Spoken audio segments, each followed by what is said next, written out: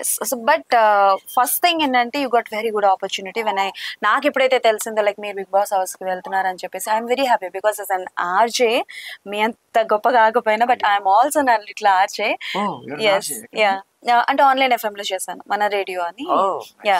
So కాబట్టి I feel very happy. But ఎందుకో unfair elimination అనిపించింది.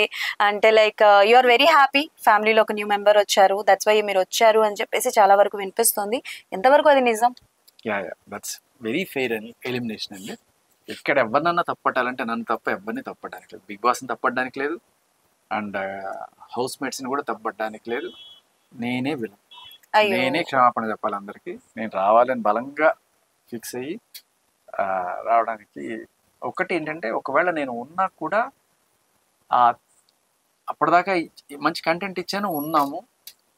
మేబీ నెక్స్ట్ వీక్ నేను అంత కంటెంట్ ఇచ్చేవాడిని కూడా కాదేమో అని ఒక ఫీలింగ్ వచ్చింది. ఎందుకంటే ఫుడ్ లేదు నాకు కంప్లీట్గా. ఏంటంటే మిగతా అందరికీ అన్నీ అంటే ఏదో ఒకటి సర్వైవ్ అవుతున్నారు, ఎగ్ తింటున్నారు, చికెన్ ఉంది, మటన్ ఉంది అని. But for a vegan that is nothing అనమాట.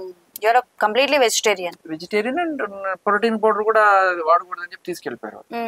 సో అయిపోతుంది, బ్యాటరీ అయిపోతుంది. ఇంకా ఎన్నాళ్ళు నేను ఉండి అని చెప్పి నీరసంగా ఉండడం కన్నా వచ్చేయడం బెటర్ కదా. ఇప్పుడు తర్వాత ఏమంటారంటే ఇంత బాగా ఇచ్చిన శేఖర్ భాష ఇలా అయిపోయాడు, ఆల్రెడీ డల్ అయ్యని 2-3 మాటలు వస్తున్నాయి.